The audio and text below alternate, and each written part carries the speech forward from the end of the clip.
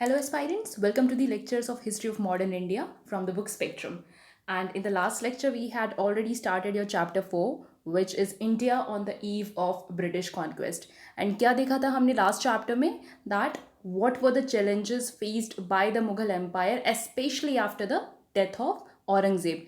And the major challenges were your internal challenges and the external challenges जिसमें आपने देखा था नादिर शाह का इन्वेजन, अब्दाली का invasion, right, and then your weak rulers like your Bahadur Shah one, then your Jahandar Shah, Muhammad Shah, and in the end Bahadur Shah Zafar. Okay, तो आज नया topic start करते हैं हम and which is your causes of the decline of Mughal empire. Okay, so let's see the question first. The question is, the decline of the Mughal Empire has been attributed to the deteriorating structure and functioning of the empire and the rise of regional states. Discuss. तो आपको question में ही पता चल गया है थोड़ा सा background कि मुगल एम्पायर के डिक्लाइन के लिए पहला तो रिस्पॉन्सिबल था एम्पायर का स्ट्रक्चर, ठीक है, and then rise of the regional states. Okay, let's discuss this. Background में देखेंगे हम पहले दैट दो ओपिनियंस हैं आपके, ठीक है. One type of scholars say that the reason responsible for the decline was empire related. Okay, and second आपके बोलते हैं कि नहीं, रीजन रिलेटेड था. एम्पायर रिलेटेड का मतलब the same, that is the decline within the structure and functioning of the empire. Okay, and reason का मतलब that new regions which had started coming up and the independent regions, the turmoil going on among them and the instability in the different parts of the empire. So these are your two broad regions, and we have already seen this that process of disintegration of the Mughal empire, उसका टूटना, ठीक है, औरंगजेब के reign में ही start हो गया था. ऐसा नहीं है कि औरंगजेब की डेथ के बाद ही सडनली वो स्टार्ट हुआ. औरंगजेब की कुछ misguided policies which I told you which were Deccan policies and the religion policy, it they were responsible. And but या औरंगजेब की डेथ के बाद it picked up momentum. Okay, that is after 1707. And then we also saw that most of the emperors, they were weak, incapable and licentious monarchs. Now what is the meaning of licentious? लाइसेंटियस का मतलब होता है that they are immoral, ठीक है, they are not holding their principles. Okay, they were not as wise as the previous rulers like Akbar. Okay, so this is the meaning of licentious, and your future emperors were like that. Okay, चलिए फिर एक एक करके reasons को discuss करते हैं. And जो major factors हैं आपके, उसमें सबसे पहले आएगा आपका shifting allegiance of zamindars. Allegiance का मतलब जमींदार्स का जो सपोर्ट है वो अब शिफ्ट हो रहा है. कहाँ से शिफ्ट हो रहा है? अब वो एम्परर और किंग से शिफ्ट होके वो कहीं और जा रहा है, और स्पेशली कहाँ जा रहा है? Towards the other powerful officials, specially the nobles, the mansabdars. ठीक है, चलिए इसको देखते हैं क्या है इसमें. देखिए, जब एम्पायर रूल कर रहा था तो सारी की सारी power it's not concentrated in the hands of king और द मोनार्क ओनली. ऐसा नहीं है सिर्फ मुगल एम्परर के हाथ में सारी पावर थी, पावर शेयरिंग थी. ठीक है, स्टेट की पावर शेयरिंग थी किसके साथ? जमींदार्स के साथ और नोबल्स के साथ. And they were highly influential people, they were wealthy people, rich people belonging to the aristocracy. मतलब रॉयल फैमिली से ही ये लोग बिलोंग करते थे ज़्यादातर. और इनकी रैंक हमने देखा है मुगल पीरियड में जो है ऑफिशियल्स को रैंक असाइन कर दी जाती थी. ठीक है, और रैंक को ही हम क्या बोलते थे? मनसब बोलते थे. तो जिसकी जितनी ज़्यादा रैंक होती थी उसकी उतनी हाई पोस्ट या डेजिग्नेशन होती थी. ओके, वो उतना ही इन्फ्लुएंशियल और पावरफुल होता था. तो किंग के साथ साथ, मोनार्क के साथ साथ ये जमींदार्स और नोबल्स भी पावर शेयर कर रहे हैं. जमींदार्स कौन थे? They were the hereditary owners of their lands. ठीक है, जिनको कुछ प्रिविलेजेस मिले हुए थे हेरिडिटरी बेसिस पे. हेरिडिटरी मतलब एक ही फैमिली जो है उस पर्टिकुलर लैंड को रूल करती आ रही है, उस पर्टिकुलर लैंड को होल्ड करती आ रही है. एंड इन्हीं के डिफरेंट नेम्स थे, जैसे राइज हैं, राजाज हैं, ठाकुर, खुर्स, देशमुख्स. राइट, ठाकुर तो आज के टाइम में भी बहुत प्रोमिनेंट हैं.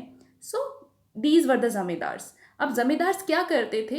रेवेन्यू कलेक्शन में हेल्प करते थे. लैंड से जो भी प्रोड्यूस आ रहा है उस पर टैक्स लगता था, राइट, और ये टैक्स वो कलेक्ट करके किसको देते थे? मुगल एम्पायर को देते थे. एंड लोकल एडमिनिस्ट्रेशन में भी ऑब्वियसली अब एक सिंपल एक एम्परर के लिए इज़ नॉट पॉसिबल दैट वो सभी एरियाज़ को जो है एडमिनिस्टर कर पाए एक सेंट्रल पॉइंट से। तो उसके लिए ये ज़मींदार बहुत हेल्प करते थे अपने पर्टिकुलर एरिया में, law order and the requirement of other things, ये सब का वो ध्यान रखते थे। एंड इसके लिए वो अपने खुद के सोल्जर्स भी मेंटेन करके रखते थे। अब देखिए, इनके पास खुद के सोल्जर्स भी हैं, तो आप सोच सकते हैं ये कितने ऑलरेडी फिर पावरफुल हो जाते होंगे एंड इन्फ्लुएंशियल भी। ओके, चलिए। एंड औरंगजेब के टाइम पर there was a marked increase in the power and influence of the zamindars. ठीक है, इनका नंबर सडनली औरंगजेब के टाइम पे नोबल्स का और जमींदार्स का नंबर बहुत बढ़ गया था। मतलब हाई रैंक्स पर बहुत सारे लोगों ने उन पोजीशंस को ऑक्यूपाई कर लिया था। एंड अगेन ये भी एक बहुत बड़ा रीज़न था डिटीरियोरेशन का of the internal structure of the empire. Many local zamindars help the nobility. अब ये नोबल्स को भी हेल्प करते थे। अब देखो, जमींदार्स तो समझ में आता है कि लैंड ओनिंग पीपल थे, ठीक है। नोबिलिटी क्या थी? नोबिलिटी क्या होती है? ये एक क्लास है स्पेशली जो किंग के साथ पावर शेयर कर रही है and they are belonging to the royal families only. जैसे कोई भी मुगल एम्परर है, उसके ही रिलेटिव्स हो गए, उसके ही सिबलिंग्स हो गए, भाई हो गए, भतीजा हो गया, चाचा हो गया, दीज काइंड ऑफ पीपल, ठीक है। एंड दे अगेन नोबल्स थे, तो इनकी हाई रैंक होती थी, okay, and they were very powerful. And क्योंकि अब ये भी उतने ही पावरफुल हैं और जो भी एम्पायर में एडमिनिस्ट्रेशन चल रहा है और डिसीजंस मेकिंग हो रहे हैं on the part of the Mughal emperor, उनमें इनका बहुत बड़ा रोल होता था, से होता था। इनकी जो राय है वो ली जाती थी।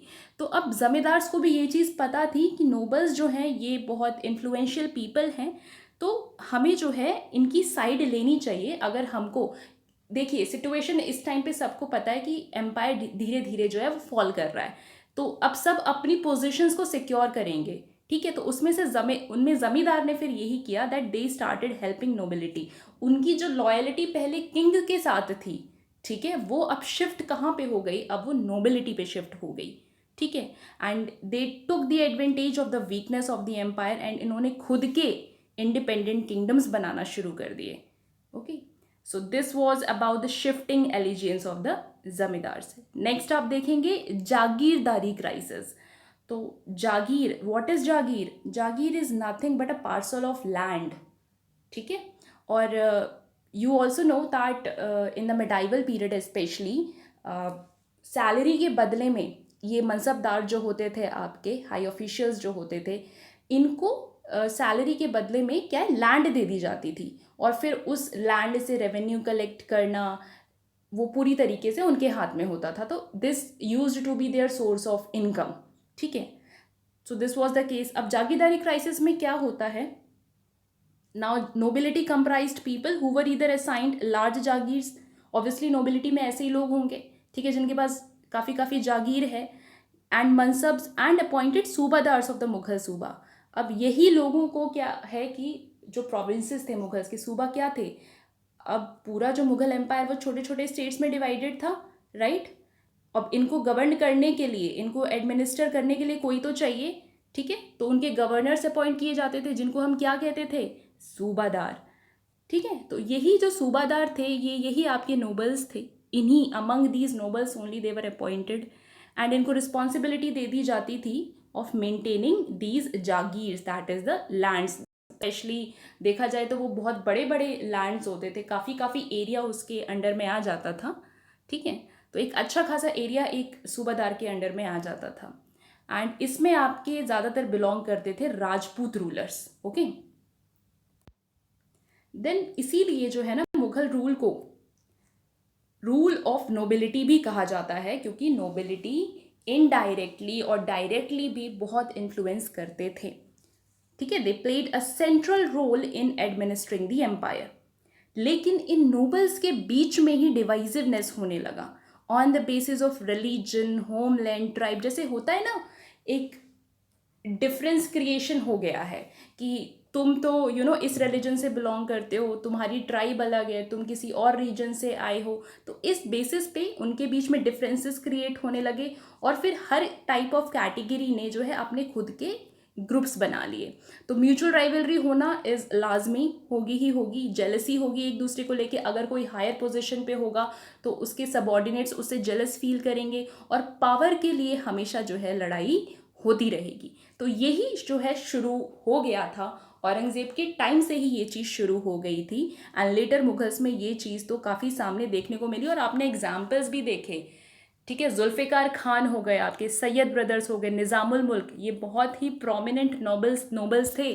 और ये अपने ही आपने देखा था कि खुद के ही किंग्स को दे वर किलिंग एंड या फिर somehow they were making the kings the emperors as their puppets, ठीक है। तो यही एक तरीके से बैठा होता था थ्रोन पे एम्परर, बट वो नेम सेक के लिए होता था, रूल ये करते थे, सारा एडमिनिस्ट्रेशन इनके हाथों में था, ठीक है।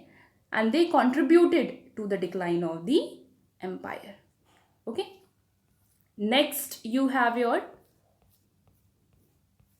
rise of the regional aspirations. We saw that अब चाह रहे हैं बहुत सारे नोबल्स की एस्पिरेशंस हो गए हैं, दैट उनके ड्रीम्स हो गए हैं कि हमें भी अपना एक इंडिपेंडेंट जो है किंगडम एस्टेब्लिश करना है, हमें भी अपने तरीके से रूल करना है ना। औरंगज़ेब के रीन में ही पावरफुल रीजनल ग्रुप्स सामने आ गए थे, जैसे आपके जाट्स, सिख्स और मराठास। और ये पूरी तरीके से जो है मुगल की अथॉरिटी को डिफाई करते थे, मानते ही नहीं थे, ठीक है।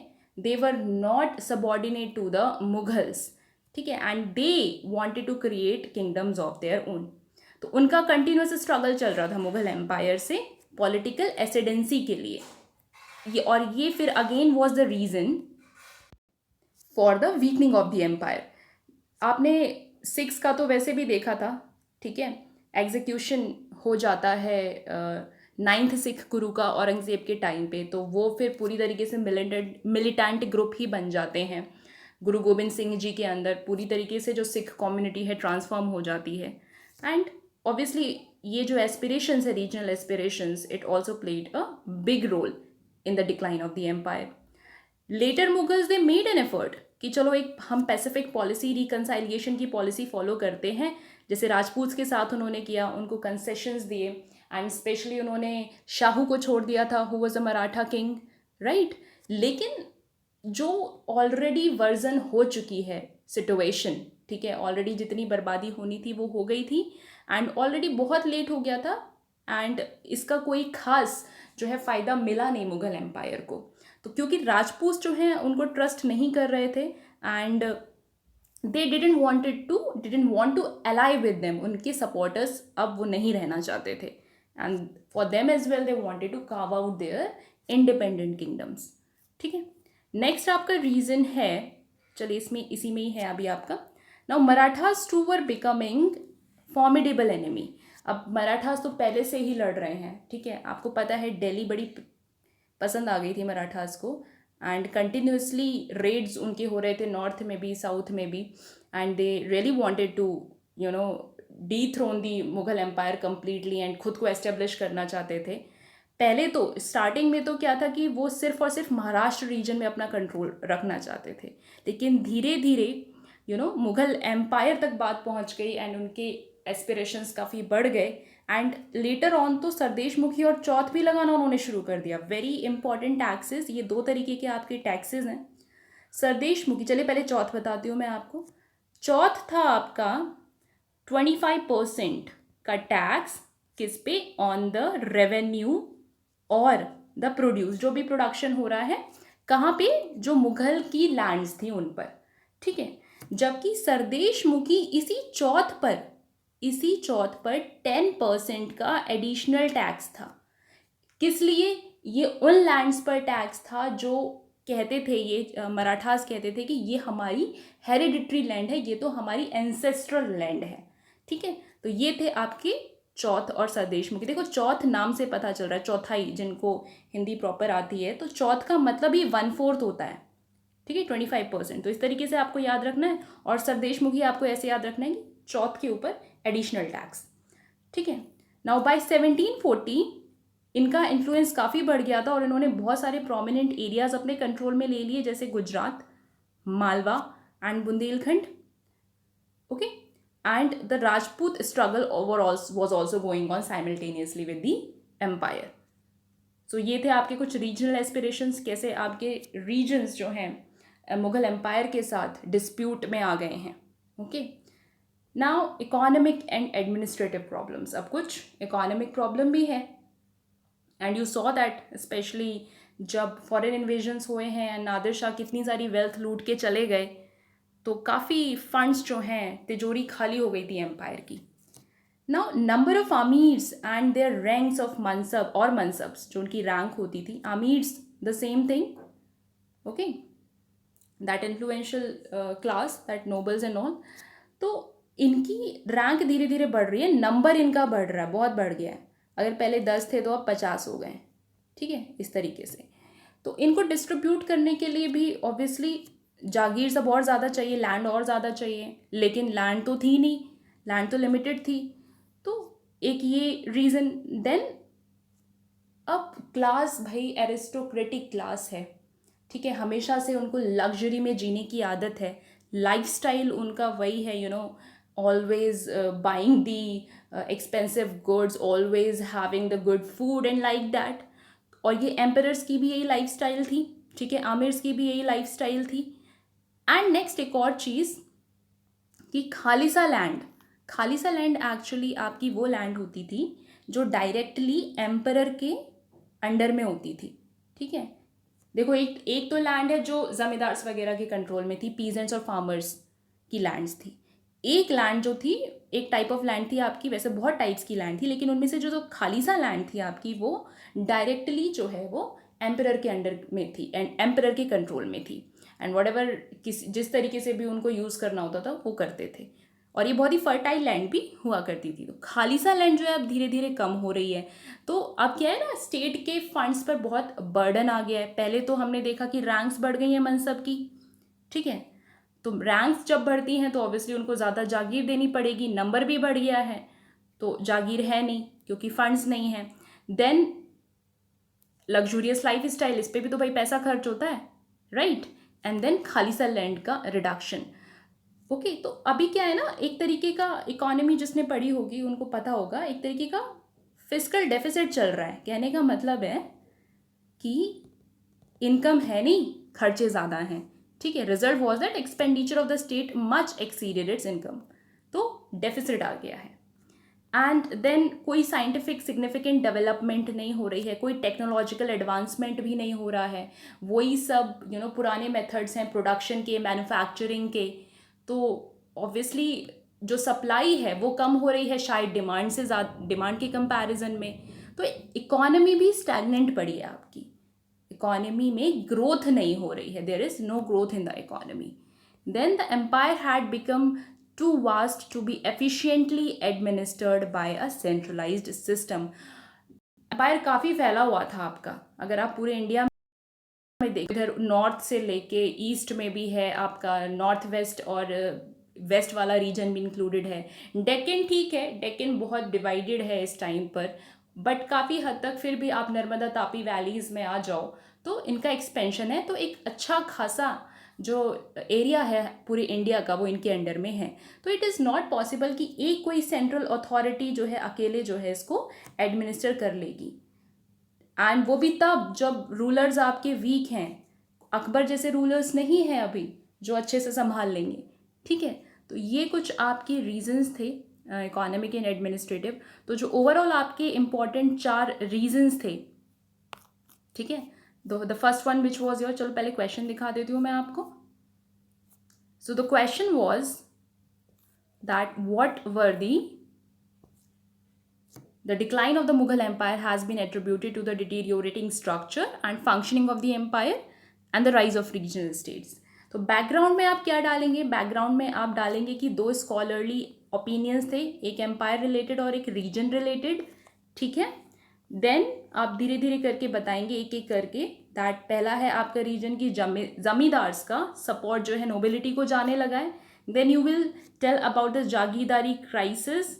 ठीक है, दैट सूबादार्स एंड ऑल इनको अपॉइंट किया गया है तो इनको भी जागीर चाहिए. Okay, then you will tell about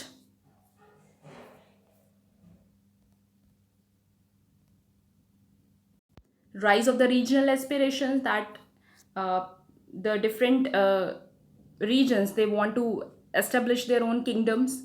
And then the last one was your economic and administrative problems, that is income is less than the expenditure. अच्छा, नटशेल में अगर आप देखेंगे तो क्या रीजंस हैं, क्या कॉजेज हैं, तो सबसे पहला कॉज है आपका, देखिए बाकी जो मैंने नहीं हाईलाइट की वो आपके सिमिलर हैं जो ऑलरेडी हमने डिस्कस कर लिए हैं.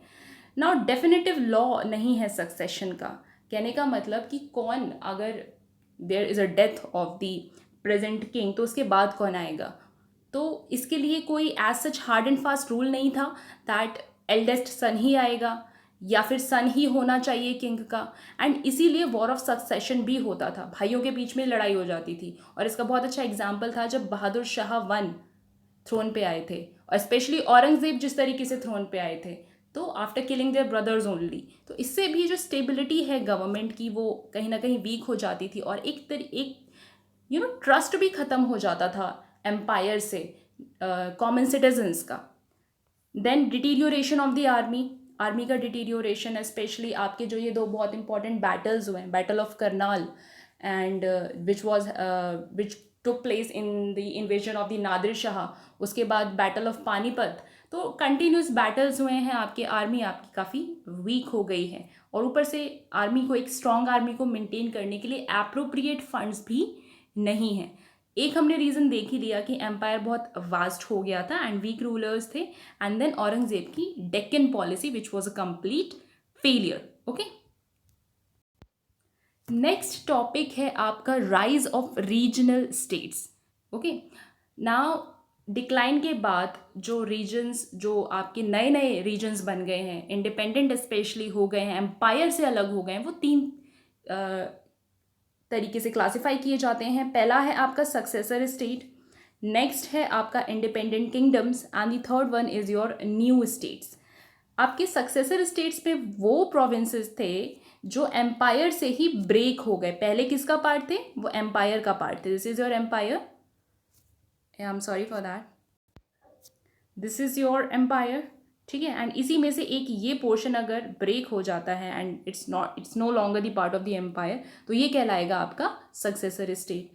अच्छा, ये जो सक्सेसर स्टेट्स थे, ऐसा नहीं था कि पूरी तरीके से जो मुगल रूलर हैं उनकी छत्र छाया से बाहर निकल गए या फिर उनकी सॉवरेनिटी को वो चैलेंज कर रहे हैं, ऐसा नहीं था.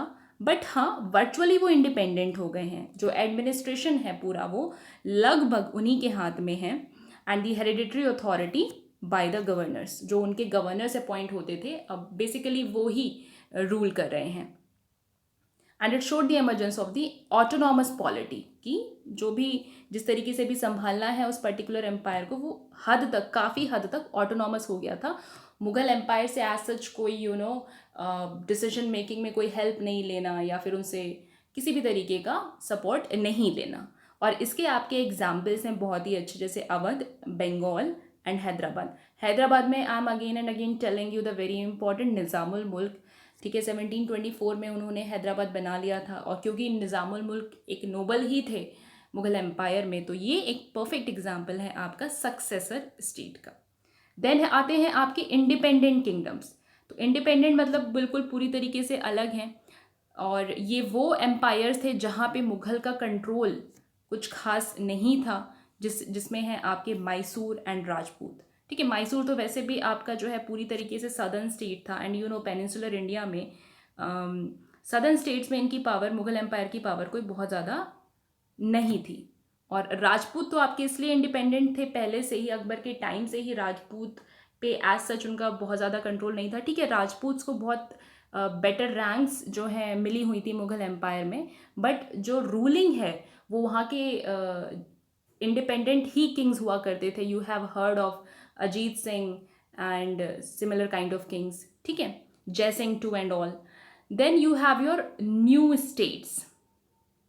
न्यू स्टेट्स अगर आप देखेंगे तो मतलब अब नए बन गए हैं, ये पहले एग्जिस्ट नहीं करते थे, जिसमें आपके मराठा हैं, सिख हैं एंड द जाट्स. ठीक है, Marathas I won't say that as such कहीं एकदम से नया निकल के स्टेट आ गया. इनको न्यू स्टेट इसलिए बोला जाता है कि अभी तक इनकी जो अथॉरिटी थी दैट वाज नॉट कन्फर्म.